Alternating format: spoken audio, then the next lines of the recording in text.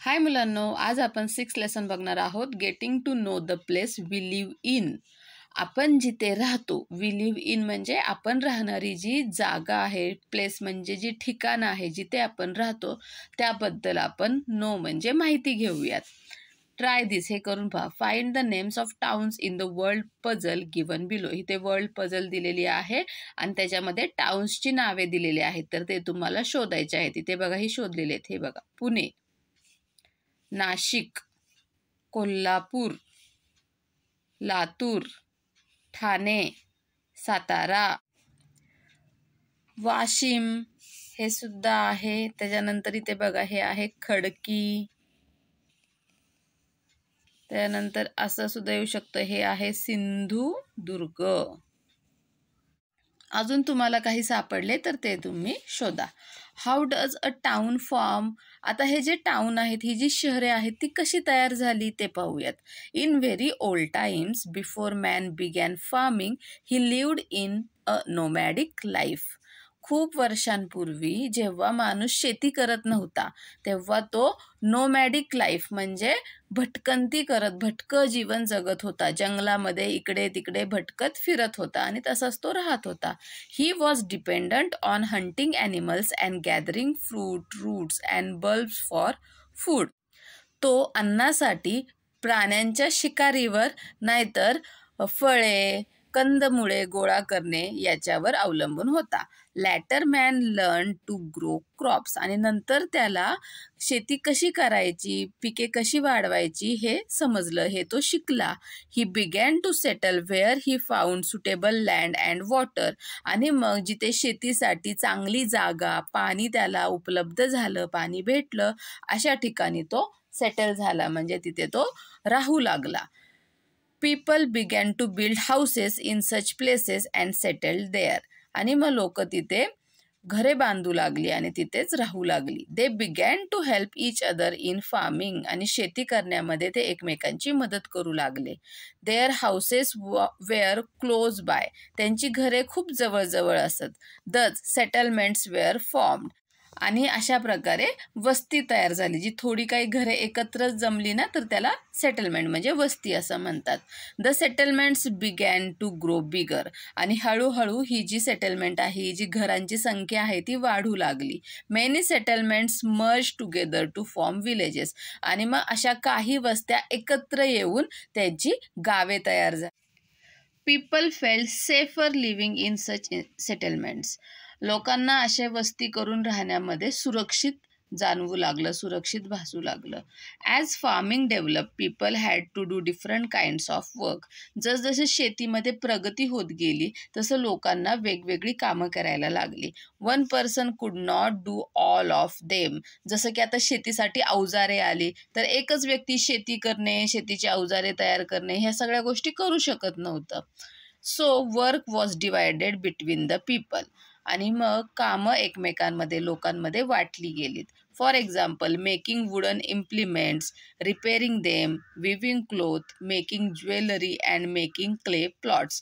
जसं की wooden implements म्हणजे जी लाकडी अवजारे होती, ती बनवण्यासाठी काही माणसे ते काम करू लागली. त्यांना रिपेअर करण्याचं काम काही वेगळी माणसे करू लागली. विविंग क्लोथ्स म्हणजे कापड विणणे, ज्वेलरी बनवणे, दागिने बनवणे, क्ले पॉट्स मातीची भांडी बनवणे, अशी वेगवेगळी कामे लोकांनी एकमेकांमध्ये वाटून घेतली. Thus there were artisans engaged in different occupations. आणि अशा प्रकारे कुशल कारागीर वेगवेगळ्या कामधंद्यामध्ये लागले. Which are the different implements needed for farming. शेतीसाठी कोणती वेगवेगळी अवजारे लागत असत, तर हे बघा, ही आहे कुदळ, हे आहे फावडे, असं हे नांगर, खुरपे, हे घम्याले, असे वेगवेगळ्या प्रकारचे अवजारे शेतीसाठी लागत असत. Collect information about the ancient and modern farming implements. जी जुन्या काळामध्ये वापरली जाणारी शेतीची अवजारे आहेत ती, आणि आताच्या काळामध्ये, आधुनिक काळामध्ये वापरली जाणारी अवजारे, यांची माहिती गोळा करा. Visit and agriculture exhibition. शेतीविषयक काही एक्झिबिशन लागलेले असतात, तर त्याला तुम्ही भेट द्या. कॅन यू टेल, तुम्ही हे सांगू शकता का, which historical buildings, monuments, objects etcetera are seen in your area. तुम्ही जिथे राहता त्याच्या आजूबाजूच्या परिसरामध्ये कोणत्या हिस्टोरिकल बिल्डिंग आहेत, म्हणजे ऐतिहासिक जुन्या काळामधल्या बिल्डिंग आहे, इमारती आहेत किंवा मॉन्युमेंट्स आहेत, काही स्मारके आहेत का किंवा इतर काही वस्तू आहेत का. A village, town or city has buildings such as temples, caves, mosques, churches, memorials, forts, museums, etc. एखाद्या गावामध्ये, शहरामध्ये मंदिरे असतात, केव्ज म्हणजे लेणी असतात, मॉस्क्यूज म्हणजे मस्जिद आहेत, चर्च आहेत, मेमोरियल्स म्हणजे स्मारके आहेत, फोर्ट्स म्हणजे किल्ले आहेत, गड आहेत, म्युझियम आहे, संग्रहालय आहे, तर अशा गोष्टी असतात. अ place becomes known by these buildings. आणि ज्या गावामध्ये किंवा शहरामध्ये अशा काही गोष्टी असतील तर ती गावे किंवा ते ठिकाण त्यासाठी प्रसिद्ध होतात. जसं अजिंठा वेरूळ हे कशासाठी प्रसिद्ध आहे, तर तिथे असणाऱ्या केव्ससाठी, लेण्यांसाठी प्रसिद्ध आहे. अशा प्रकारे किंवा सिंहगड किल्ला आहे, मग त्यासाठी ते प्रसिद्ध आहे, किंवा शिवनेरी किल्ल्यासाठी प्रसिद्ध आहे, पुरंदर किल्ल्यासाठी प्रसिद्ध आहे. तर अशा प्रकारे ज्या ठिकाणी अशा काही ऐतिहासिक किंवा महत्त्व असणाऱ्या वस्तू असतात तर त्यामुळे ती ठिकाणे प्रसिद्ध झालेली असतात. They tell us about the richness of the place. ते त्या ठिकाणची जी रिचनेस आहे त्या वस्तूंमुळे किंवा त्या गोष्टींमुळे त्या ठिकाणाला जे महत्त्व आलेलं आहे त्यामुळे त्याची जी रिचनेस आहे, त्याचं महत्त्व, त्याचं इम्पॉर्टन्स किंवा त्याची श्रीमंती वाढते. They help us to understand our history. आणि ते आपल्याला आपला इतिहास समजण्यासाठी मदत करतात. These buildings are our treasures. तर ह्या ज्या सगळ्या वस्तू आहेत, वास्तू आहेत, बिल्डिंग आहेत, स्मारके, किल्ले, लेण्या, हे सगळे आपले ट्रेजर म्हणजे आपला खजाना आहेत. They must be protected. त्यांचं संरक्षण केलं पाहिजे. To protect them is our responsibility. त्यांचं संरक्षण करणं ही आपली जबाबदारी आहे. हा बघा फोर्ट रायगड आहे, हा रायगड किल्ला आहे. हे असंच इतिहासकालीन मंदिर इथे दाखवलेलं आहे. A place may also become famous because of a religious place, fair or fort. एखादं ठिकाण तिथे असलेल्या धार्मिक जागेमुळे, तिथे जे फेअर असतात, जत्रा असतात किंवा एखाद्या किल्ल्यामुळे प्रसिद्ध होतात. For example, Raigad district is non for the Raigad fort. जसं की रायगड जिल्हा जो आहे तो रायगड किल्ल्यामुळे प्रसिद्ध आहे. ट्राय दिस. हे करून पहा. Ask your teacher or parent how your place got its name. तुम्ही ज्या ठिकाणी राहता तर त्या ठिकाणाला ते नाव कसं मिळालं आहे हे तुमच्या शिक्षक किंवा तुमच्या आईवडिलांना विचारा. जसं की सिंहगड माहीत आहे ना तुम्हाला, त्याचं पहिलं नाव कोंढाणा किल्ला होता. तिथं तो किल्ला जिंकताना, लढताना शूरवीर तानाजी मालुसऱ्यांना मृत्यू आला. त्यामुळे शिवाजी महाराज असं म्हणले की गड आला पण सिंह गेला, म्हणून त्या कोंढाण्याचं नाव आपल्या सिंहगड पडलेलं आहे. अशाच प्रकारे तुमच्या गावांची नावे सुद्धा कशी तयार झालेली आहेत तर हे तुमच्या आईवडिलांना किंवा शिक्षकांना विचारा. Find out and write down the names of places which have been named after a person, fruit, flower, tree, animal, bird or water. कुठल्या ठिकाणांची नावे जर एखाद्या व्यक्तीच्या नावाने, फळांच्या, फुलांच्या, झाडाच्या, ॲनिमलच्या, प्राण्यांच्या, पक्ष्यांच्या किंवा पाण्याच्या नावाने जर असतील तर त्या ठिकाणांची नावे लिहून घ्या. जसं की पुण्यामध्ये चिंचवड आहे, तिथं चिंचवडाची खूप झाडे होते म्हणून त्याला चिंचवड नाव पडलं. जसं पिंपरी सुद्धा आहे, पिंपरी सुद्धा एका झाडाचं नाव आहे, त्याच्यामुळे त्याला पिंपरी हे नाव पडलेलं आहे. अशी अजून तुम्हाला कोणती जसं की आंबेगाव, कदाचित तिथे आंबे जास्त पिकत असेल म्हणून त्याला आंबेगाव नाव पडलेलं आहे. समजलं? तर अशा प्रकारे जी तुम्हाला नावे सापडतील तर ती तुम्ही लिहून काढा. Each town has a name. प्रत्येक गावाला नाव असतं. Similarly roads, squares and alleys also have names. त्याचप्रमाणे रस्त्याला नावे असतात. जसं की बाजीराव रोड आहे, जंगली महाराज रोड आहे. स्क्वेअर्स, चौकांना नावे असतात किंवा ॲलेज म्हणजे गल्ल्यांना सुद्धा नावे असतात. Find out how they got these names. तर ही नावे त्या ठिकाणाला कशी मिळाली तर ते सुद्धा माहिती करून घ्या. Do you know. तुम्हाला हे माहीत आहे का? While returning from Surat, Chhatrapati Shivaji Maharaj stopped near Talegaon, Dindori in Nashik district. जेव्हा सुरतवरून, गुजरातमधील सुरत आहे ना, तिथून छत्रपती शिवाजी महाराज परत येत होते तेव्हा ते नाशिक जिल्ह्यातील दिंडोरी तळेगाव इथे ते थांबले. He had set up his army camp or तळ there, giving the place name Talegaon. आणि ते तिथं त्या ठिकाणी त्यांनी त्यांचा जो आर्मीचा जे सैन्य आहे तिथं ते थांबले, त्यांनी तिथं त्यांचा तळ ठोकला, म्हणून त्याला नाव पडलेलं आहे तळेगाव. समजलं कशा प्रकारे ते नाव तयार झालेलं आहे. धामणगाव पाट in Ahmednagar district was so named because formerly there was an abundance of धामण trees there. तर अहमदनगर जिल्ह्यामधील धामणगाव पाट येथे पूर्वीच्या काळी खूप मुबलक म्हणजे जास्त प्रमाणात, अबंडन्स म्हणजे खूप जास्त प्रमाणामध्ये धामण नावाचे वृक्ष होते, झाडे होती, म्हणून त्याला धामणगाव हे नाव मिळाले. There is a village called Ashti धोतरजोड्याची in Partur taluka of Jalna district. Jalna जिल्ह्यातील परतूर तालुक्यामध्ये आष्टी धोतरजोड्याची म्हणून एक गाव आहे. फाईन धोतरजोडीज of excellent quality were made there. तर या आष्टी गावामध्ये चांगल्या प्रतीचे, चांगल्या क्वालिटीच्या धोतर जोडी तयार केल्या जात असत. धोतर माहीत आहे का तुम्हाला? पहिल्याच्या काळचे जे आजोबा घालायचे ना, व्हाईट कलरचं ते धोतर. ठीक आहे. This gave the village its name. आणि अशा प्रकारे त्या गावाला मग आष्टी हे त्या गावाचं नाव आहे. ते धोतर जोड्याची म्हणून प्रसिद्ध झालं. त्या गावाचं नावच आता आष्टी धोतर जोड्याची असं पडलेलं आहे. Shivram Hari Rajguru was an important revolutionary in India struggle for freedom. भारताला स्वातंत्र्य मिळवण्यासाठी जे क्रांतिकारक लढले तर त्यातील शिवराम हरी राजगुरू हे एक महत्त्वाचे क्रांतिकारक आहेत. He was one of the 3 famous revolutionaries Bhagat Singh, Rajguru and Sukhdev. जे आपल्याला भगतसिंग, राजगुरू आणि सुखदेव माहीत आहेत, तर त्यापैकी जे राजगुरू आहेत तर ते हे क्रांतिकारक आहेत. Rajguru was born in Khed in Pune district. Pune जिल्ह्यातील खेड इथे राजगुरू यांचा जन्म झाला. After elementary education he move to Amravati. सुरुवातीच्या शिक्षणानंतर ते अमरावतीला गेले. There at the Hanuman Vyayamshala he took up the cause of patriotism. Patriotism म्हणजे देशभक्ती. पुढे त्यांनी हनुमान व्यायामशाळेमध्ये देशभक्तीची दीक्षा घेतली. At 15 years of age he went to Banaras to study Sanskrit. वयाच्या 15व्या वर्षी संस्कृत शिकण्यासाठी ते बनारसला गेले. He knew several languages such as Marathi, Sanskrit, Hindi, Urdu and English. त्यांना या सर्व भाषा येत होत्या. Bhagat Singh and Sukhdev were his close friends. Bhagat Singh आणि सुखदेव यांच्याशी त्यांची खूप जवळची मैत्री होती. लॅटर ही टूक part in revolutionary activities and become a martyr for the country.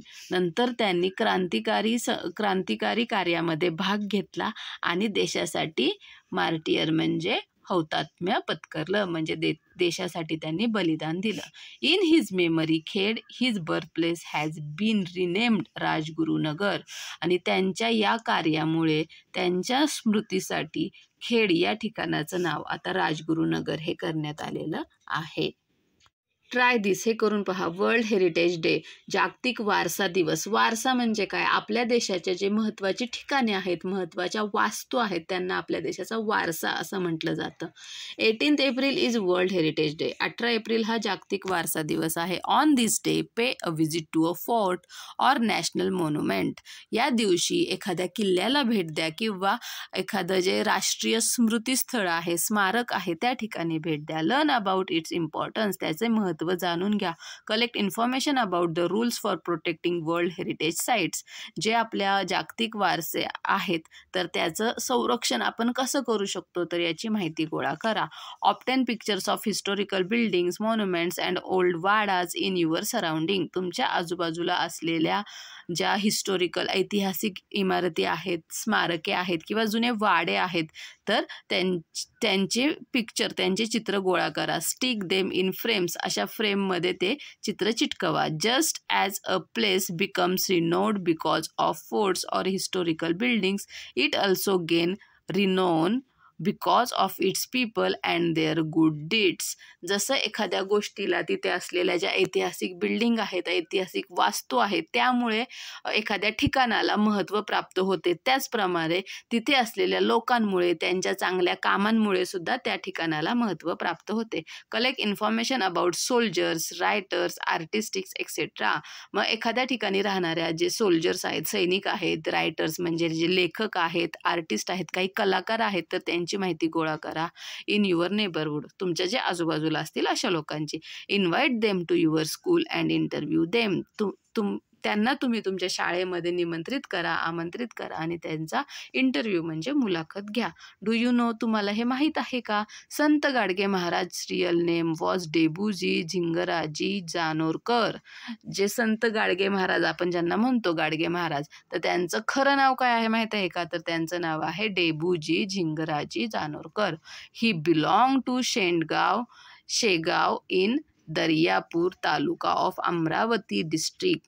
तर ते अमरावती जिल्ह्यामधील दर्यापूर तालुक्यामधील शेंडगाव, आता आपण त्यांना शेणगाव असं म्हणतो, तर तिथले आहेत. Sant Gadge Baba raise social awareness through kirtans. Sant Gadge बाबांनी त्यांच्या कीर्तनामधून सामाजिक लोकजागृती केली. During his kirtans he would ask people questions and answer them himself. त्यांनी कीर्तनाच्या वेळेस ते लोकांना प्रश्न विचारत आणि त्याची उत्तरं ते स्वतःच देत. Why are our people poor? आपली लोक गरीब का राहिली आहेत? Because they do not have education, कारण ती शिकली नाहीत. He appeal to the people to get educated. आणि या प्रश्नामधून त्यांनी लोकांना शिकण्यासाठी सांगितलेलं आहे. He is known as one of the great saints of the 20th century. 20व्या शतकातील ते एक महान संत म्हणून प्रसिद्ध आहेत. His village will for ever be remembered for his work in the service of people. त्यांनी लोकांच्या सेवेमध्ये जे काम केलेलं आहे त्याच्यासाठी त्यांचं गाव हे कायम प्रसिद्ध राहणार आहे, आपल्या लक्षात राहणार आहे.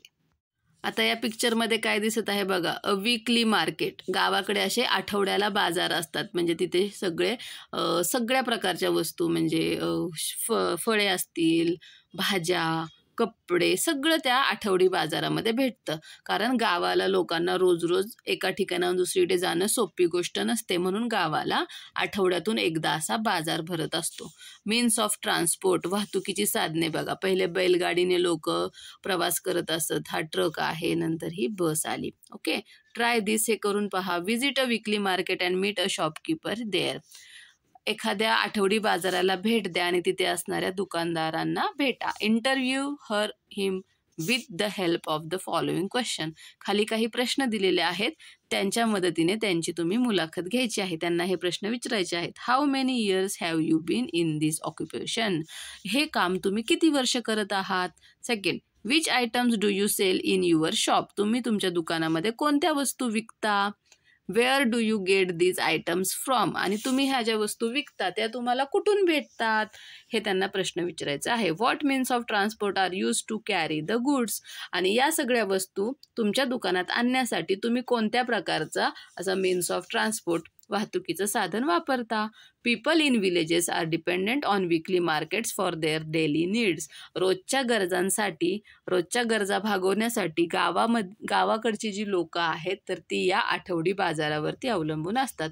These market sell all essential items. आणि या आठवडी बाजारामध्ये लोकांना गरजेची असतील अशी सर्व वस्तू विकण्यासाठी असतात. Mainly food grains. मग या आठवडी बाजारामध्ये काय काय असतं विकायला? तर फूड ग्रेन्स म्हणजे अन्नधान्य, व्हेजिटेबल्स म्हणजे भाज्या, फार्मिंग इम्प्लिमेंट्स शेतीचे अवजारे, क्लोथ्स कपडे etcetera become available here. The market is also the place where people can meet one another and enquire about each others wellbeing. आता हे जर आठवडी बाजार आहे तर ही असं ठिकाण आहे जिथे लोक आठवड्याला एकमेकांना भेटतात आणि एकमेकांची चौकशी करतात, कारण गावाला त्यांना रोज रोज एकमेकांकडे जायला जमत नाही. मग अशा आठवडी बाजाराच्या दिवशी ते वेगवेगळ्या गावातली लोक एकमेकांना भेटतात. डू यू नो, तुम्हाला हे माहीत आहे का? इथे काय आहे बघा, डॉंकी मार्केट जेजुरी. जेजुरीमधील हे गाढवांचा बाजार आहे. People belonging to various caste and communities attend the fairs of folk deities of masses in Maharashtra with reverences. वेगवेगळ्या जाती धर्मातील जे लोक आहेत महाराष्ट्रामध्ये ते फोक डेटीज म्हणजे ज्या लोकदेवता आहेत तर त्यांच्या जत्रा आहेत त्या अटेंड करतात, म्हणजे त्या जत्रांना जातात. Many things related to peoples living such as different types of market are also a part of these fairs. आणि अशा जत्रांमध्ये वेगवेगळ्या गोष्टीसुद्धा, वेगवेगळ्या प्रकारचे बाजार असतात. Jejuri in Pune district and Madhi in Ahmednagar district are places of pilgrimage. Pune जिल्ह्यातील जेजुरी आणि अहमदनगर जिल्ह्यामधील मढी हे गाव पिलग्रिमेज म्हणजे असंच देवस्थाने आहेत. They are also well non for its donkey markets. आणि त्याचप्रमाणे ते तेथील गाढवांच्या बाजारासाठी सुद्धा प्रसिद्ध आहेत. गाढवांचा बाजार म्हणजे तिथे गाढवांची खरेदी विक्री केली जाते. At Malegaon, another place of pilgrimage in Nanded district, a market is held for donkeys and horses. त्याचप्रमाणे मालेगाव हे सुद्धा नांदेड जिल्ह्यामधील हे गाव आहे, तर तिथे सुद्धा घोडे आणि गाढवे यांचा बाजारासाठी ते प्रसिद्ध आहे. Places come to be known for reasons such as this. अशा प्रकारच्या कारणांमुळे सुद्धा आपण त्या ठिकाणाला ओळखत असतो. थिंक अँड टेल, विचार करा आणि सांगा. Are the pictures of a weekly market and the means of transport related in any ways. आता हे जे आपण वीकली मार्केटचं पिक्चर बघितलं आणि हे जे मीन्स ऑफ ट्रान्सपोर्ट आहे तर ते एकमेकांशी रिलेटेड आहे का? तर हो आहे. कारण अशा वाहनांमधून जो बाजाराचं जे सामान आहे तर ते एका ठिकाणाहून दुसरीकडे बाजाराच्या ठिकाणी नेलं जातं. ठीक आहे. ट्राय दिस, हे करून पहा. Find the names of persons, places, relations, animals and vegetables hidden in the puzzle along side. इथे ही पझल दिलेली आहे तर त्याच्यामध्ये व्यक्तींची नावे, जागेची, ठिकाणांची नावे, काही रिलेशन्स आहेत, नाती आहेत, प्राणी आहेत, भाज्या आहेत, तर त्यांची नावे लपलेली आहेत, ते तुम्हाला ओळखायचे आहे. जसं की इथे स्पिनॅच, स्पिनॅच म्हणजे पालक. हे बघा इथे हे आहे नांदेड. ओके, हे एक ठिकाणाचं नाव आहे. देविका हे एका मुलीचं नाव आहे. शीप, शीप म्हणजे मेंढी. त्याचप्रमाणे दीपक हे एका मुलाचं नाव आहे. नीस, नीस म्हणजे भाची. ओके, अशा सारखे अजून तुम्ही कुठली नावे तुम्हाला दिसतायत का, सापडतायत का, तर हे सुद्धा तुम्ही शोधा. व्हॉट वी हॅव लर्न्ड, मग आपण या लेसनमध्ये काय शिकलो? Many settlements merge together and form a village. खूप साऱ्या वस्त्या एकत्र मिळून गाव तयार होतं. As farming develop people had to do different kinds of work. शेतीमध्ये जशी प्रगती होत गेली लोकांना वेगवेगळे प्रकारची कामे करावी लागली. Some places become known for their historical buildings. काही ठिकाणे आहेत ते तेथील ऐतिहासिक वास्तूंमुळे, ऐतिहासिक इमारतींमुळे प्रसिद्ध आहेत. A place gets its renown from its people and their important deeds. काही ठिकाणे आहेत ते तेथील लोकांमुळे, त्यांनी जे महत्त्वाची कामे केली तर त्यामुळे प्रसिद्ध होतात, लोकांना समजतात. Essential items are available in a market. बाजारामध्ये महत्त्वाच्या गरजेच्या वस्तू आपल्याला अवेलेबल म्हणजे उपलब्ध होत असतात. तर हे सगळं आपण या लेसनमधून शिकलो. Bye bye.